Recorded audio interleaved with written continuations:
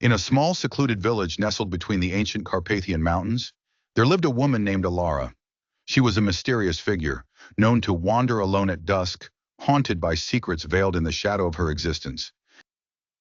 Though physically she appeared no different from the other village folk, Elara possessed an extraordinary ability. She could transform into various creatures of the woods. This curse, or perhaps a blessing given its duality, had been passed down through generations of Elara's family. By day, she toiled alongside the villagers, tending to crops and livestock, but under the cover of night, the woods became her domain. She roamed freely as a wolf, soared the starry skies as an owl, and danced over the meadows as a deer. The village, while picturesque, with its cobbled paths and rustic houses, was a place bound tightly by tradition and suspicion. The villagers were a superstitious folk, and whispers of Elara's metamorphoses soon spread. Fearful and envious of her abilities, they began to regard her with distrust, believing her presence to herald ill omens.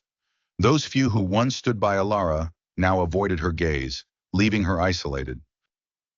Amidst this rising tension, a series of misfortunes struck the village.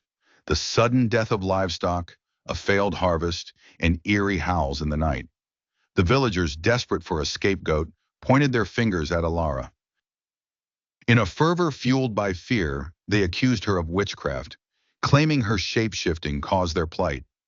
Elara found herself engulfed in a fight for her survival. Desperate to prove her innocence, Elara sought counsel with the village elder, a frail yet wise man whose eyes saw beyond the mundane. Reluctantly, the elder agreed to hear her pleas. She confessed her ancient heritage, revealing her family's pact with the forest and her nightly transformations.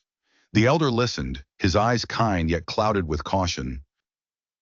The spirits of the forest, oh, he mused, often bless and curse in equal measure. Yet it seems your gift has burdened you. He paused, considering the weight of her words.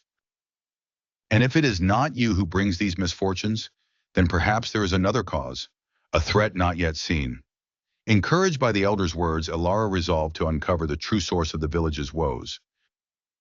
With newfound determination, she embraced her abilities, using her transformations to patrol the forest, vigilant and watchful.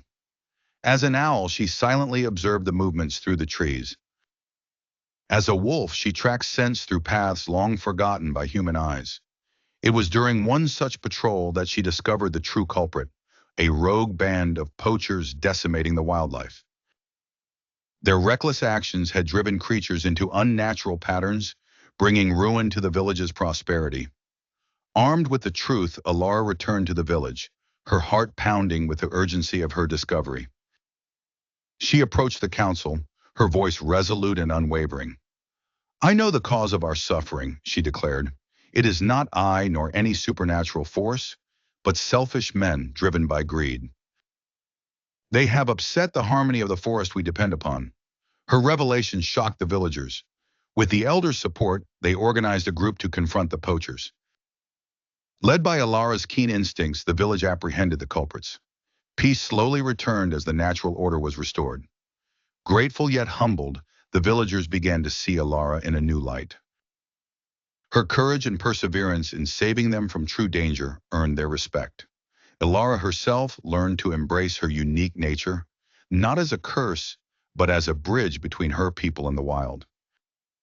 Over time, she taught the village to coexist peacefully with the creatures of the forest, nurturing a symbiotic relationship that allowed both communities to thrive. No longer feared or revered unjustly, Elara found her place among the villagers. With every phase of the moon, she continued her nocturnal transformations, a guardian to both the forest and the village. She became a living testament to the power of understanding and unity in the face of fear.